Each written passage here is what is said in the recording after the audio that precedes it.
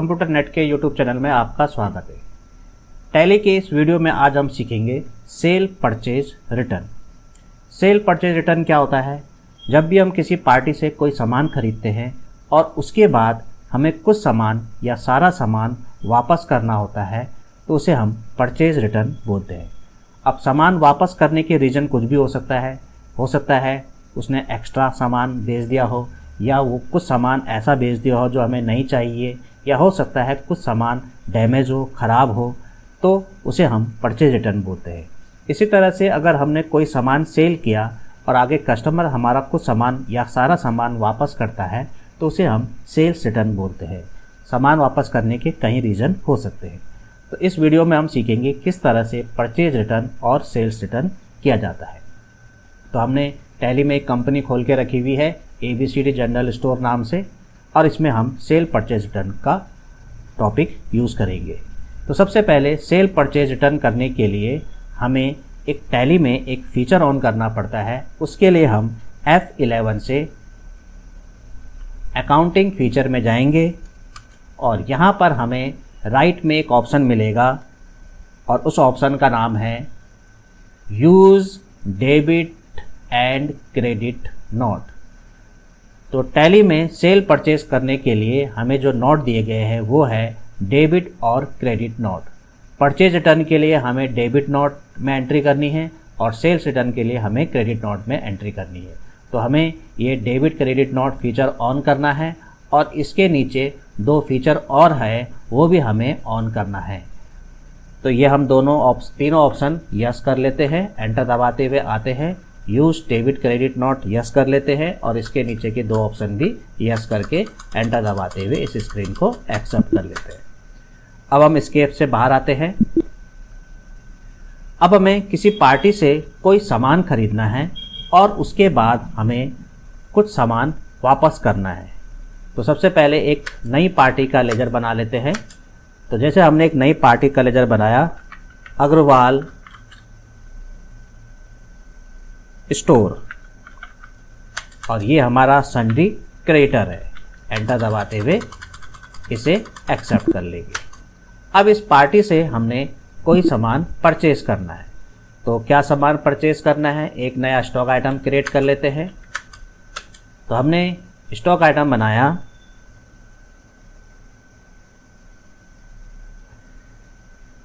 दाल। यह हमारा दाल हो गया है। इसे हम केजी में ले लेते हैं। एंटर दबाते हुए इसे एक्सेप्ट कर लेते हैं। एस्केप से बाहर आते हैं और इस पार्टी से ये सामान पहले परचेज करते हैं। तो उसके लिए हम F9 से परचेज वाउचर खोलेंगे, एंटर दबाएंगे। हमने पार्टी से सामान लिया अग्रवाल स्टोर से। एंटर दबाते हुए परचेज वाउचर का इस्तेमाल करेंगे। स्टॉक आइटम है दाल। हमने 100 kg 90 रुपीज़ पर केजी के हिसाब से हमने इससे ये सामान परचेज कर लिया है। एंटर दबाते हुए इसका न्यू रेफरेंस बन जाएगा और इस एंट्री को एक्सेप्ट कर लेंगे। तो हमने दाल लिया है 100 kg 90 रुपीज़ पर केजी के हिसाब से। एंटर दबाते हुए इसे एक्सेप्ट कर लेंगे। अब मान लिया किसी कारण से हमें कुछ सामान या सारा सामान वापस करना है, तो हम कुछ क्वांटिटी में सामान वापस करेंगे। तो इसके लिए हमें परचेज रिटर्न की एंट्री करनी है। तो उसके लिए हम अकाउंटिंग वाउचर में जाएंगे और परचेज रिटर्न की एंट्री जो की जाती है वो डेबिट नोट में की जाती है। तो राइट पैनल में आप देखोगे डेबिट नोट लिखा हुआ है और उसके आगे शॉर्टकट की है कंट्रोल के साथ F9, क्योंकि F9 के नीचे डबल अंडरलाइन है। डबल अंडरलाइन का मतलब होता है कंट्रोल, सिंगल का मतलब होता है ऑल्ट, और कोई अंडरलाइन नहीं है तो आप डायरेक्ट उस की को प्रेस कर सकते हो। तो कंट्रोल के साथ हम F9 प्रेस करेंगे। तो जैसे आप कंट्रोल के साथ F9 प्रेस करोगे आपके सामने डेबिट नोट की एक वाउचर खुल जाएगा। एंटर दबा के आगे आएंगे। सबसे पहले हम उस पार्टी का लेजर सेलेक्ट करेंगे जिसको हमें सामान वापस करना है, अग्रवाल स्टोर को। एंटर दबाते हुए आएंगे और यहाँ पर हमने परचेज का लेजर सेलेक्ट करना है। आप सामान परचेज कर रहे हो या सामान वापस कर रहे हो, आप परचेज का ही लेजर यूज़ कर सकते हो। आप चाहो तो एक परचेज रिटर्न के नाम से भी लेजर बना सकते हो और उसे अंडर परचेज अकाउंट में डाल सकते हो। तो चलो हम परचेज रिटर्न का एक लेजर बना लेते हैं। यहीं पर ही ऑल्ट सी से हमने एक लेजर बनाया परचेज रिटर्न और इसे अंडर परचेज अकाउंट में डाल दिया। एंटर दबाते हुए इसे एक्सेप्ट कर लिया। आप परचेज का लेजर भी यूज़ कर सकते हो, ऐसा नहीं है। अब हम क्या सामान वापस कर रहे हैं?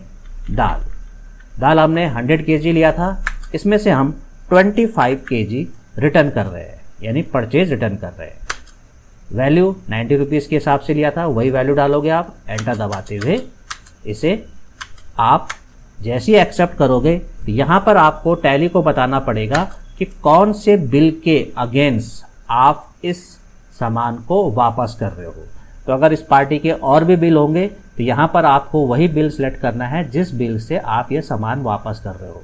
तो हमारा 1 जुलाई का बिल था जिसकी वैल्यू 9000 रुपीज़ था, इस बिल से हम सामान वापस कर रहे हैं। एंटर दबाते हुए इसे एक्सेप्ट कर लेंगे। पहले हम अपना स्टॉक चेक कर लेते हैं।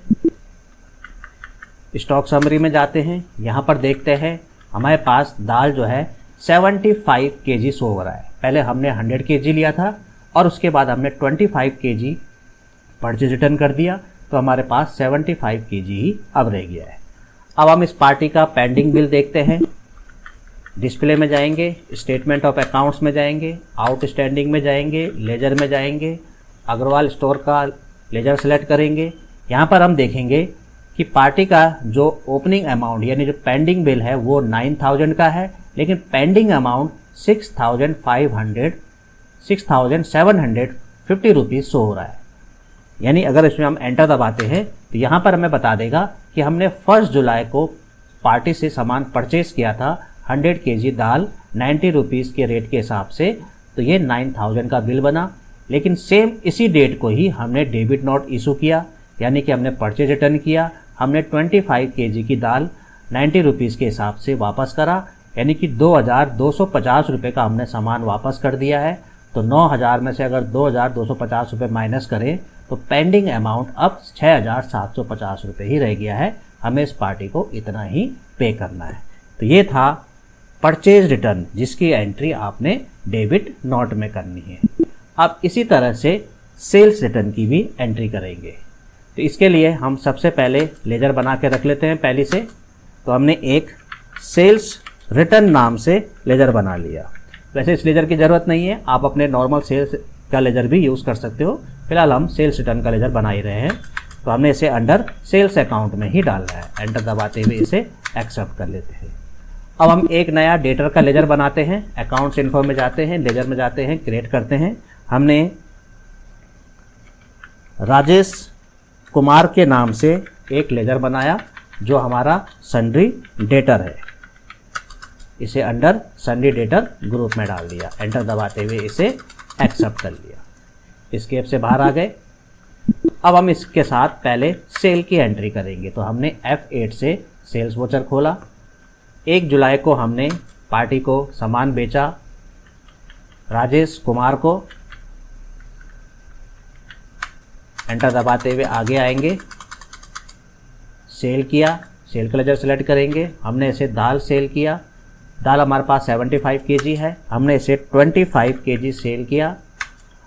110 रुपीज़ 110 रुपये के हिसाब से हमने इसे पर रेट के हिसाब से पर केजी के हिसाब से हमने इसको सेल किया। इसका पेंडिंग बिल बन जाएगा न्यू रेफरेंस में जाके।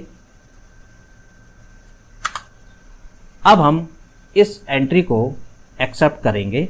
अभी आप देखोगे जैसे हमने इसे एक्सेप्ट किया तो न्यू रेफरेंस नहीं आया। एक बार आप पेजअप का बटन दबाओ, न्यू रेफरेंस क्यों नहीं आया? हम पार्टी के नाम के ऊपर आएंगे, कंट्रोल एंटर दबाएंगे और यहाँ पर maintain bill by bill option no हो रखा है, इसीलिए क्या है न्यू रेफरेंस नहीं बना।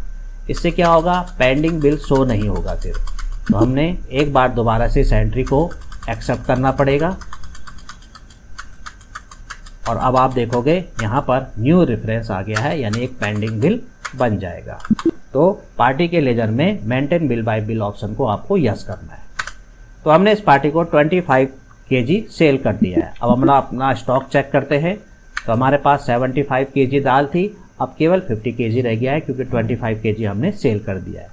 अब मान लिया किसी कारण से पार्टी ने 10 kg दाल वापस कर दी, तो उसके लिए अब हम क्या है, सेल्स रिटर्न की एंट्री करेंगे। तो पार्टी ने अगले दिन ये सामान रिटर्न किया है, तो हम F2 से डेट चेंज करेंगे, 2 जुलाई की डेट डालेंगे और सेल्स रिटर्न के लिए जो एंट्री होती है वो क्रेडिट नोट में होती है। तो राइट पैनल में आप देखोगे क्रेडिट नोट के नीचे F8, नीचे 2 अंडरलाइन है, यानी कंट्रोल के साथ F8 दबाएंगे और हमारे पास क्रेडिट नोट ओपन हो जाएगा। सेल्स रिटर्न की एंट्री क्रेडिट नोट में की जाती है। कौन सा पार्टी सामान वापस कर रहा है, राजेश कुमार। यहाँ पर एंटर दबाते हुए आगे आएंगे और सेल्स रिटर्न का लेजर यूज़ करेंगे। क्या सामान वापस कर रहा है, दाल। कितना वापस कर रहा है, 10 kg।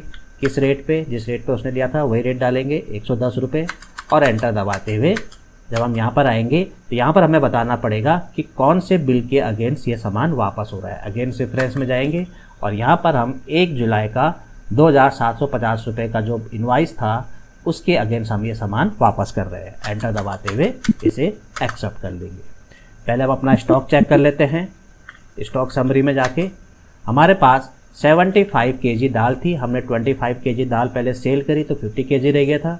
अब इसके बाद 10 kg दाल वापस आ गई है, तो 50 kg से 60 kg अब हमारे पास अब दाल हो गई है। स्केप से बाहर आते हैं, अब उस पार्टी का पेंडिंग बिल देखते हैं। डिस्प्ले में जाते हैं, स्टेटमेंट ऑफ अकाउंट्स में, आउटस्टैंडिंग में, लेजर में, और यहाँ पर हम लेजर सेलेक्ट करते हैं राजेश कुमार का।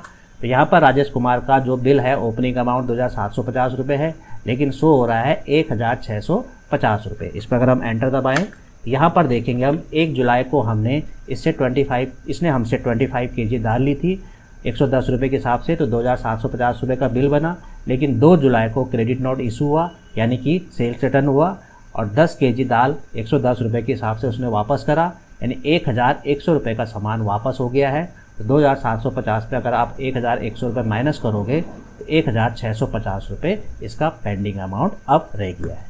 तो ये था सेल परचेज रिटर्न। तो सेल परचेज रिटर्न के लिए हमें डेबिट नोट और क्रेडिट नोट में एंट्री करनी पड़ती है, और डेबिट क्रेडिट नोट जो वोचर है ये पहले से ऑफ रहता है। इसके लिए आपको F11 प्रेस करते हुए अकाउंटिंग फीचर में जाके डेबिट क्रेडिट नोट को ऑन करोगे और तब आप डेबिट क्रेडिट नोट में इसकी एंट्री कर सकते हो। परचेज रिटर्न की एंट्री डेबिट नोट में और सेल्स रिटर्न की एंट्री क्रेडिट नोट में। तो आप एक बार इस प्रैक्टिकल को, पहले इस वीडियो को एक बार दोबारा से देखिए और उसके बाद आप इसको अपनी टैली में इसका प्रैक्टिकल के लिए। ये था सेल और परचेज रिटर्न। तो आज का वीडियो आपको कैसा लगा प्लीज़ कमेंट्स में ज़रूर लिखिए, और मेरे इस चैनल में अगर आप पहली बार आए हैं तो प्लीज़ इसे लाइक, शेयर और सब्सक्राइब कर दीजिए। आज के लिए इतना ही। Okay, thank you, bye.